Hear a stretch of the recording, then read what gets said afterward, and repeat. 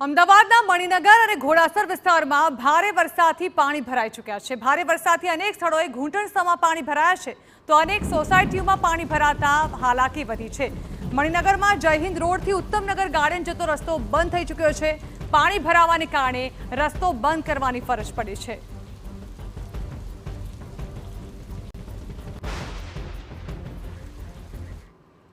અમદાવાદના પૂર્વ વિસ્તારમાં જાણે કે જળબંબાકારની પરિસ્થિતિ જોવા મળી રહી છે।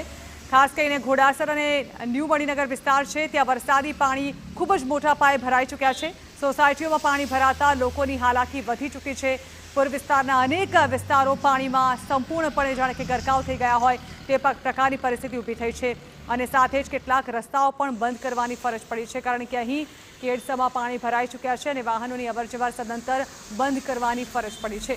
ભારે વરસાદથી અનેક વિસ્તારોમાં પાણી ભરાઈ ચૂક્યા છે, તો સોસાયટીઓ પણ થઈ ચૂકી છે પાણી। લોકોના ઘરોમાં પણ પાણી ભરાતા લોકોને હાલાકી ભોગવવાનો વારો આવ્યો છે। જ્યાં પૂર્વ વિસ્તારમાં મોટા ભાગે જ્યારે પણ વરસાદી માહોલ છવાય ત્યારે આ જ પ્રકારની પરિસ્થિતિ જોવા મળતી હોય છે।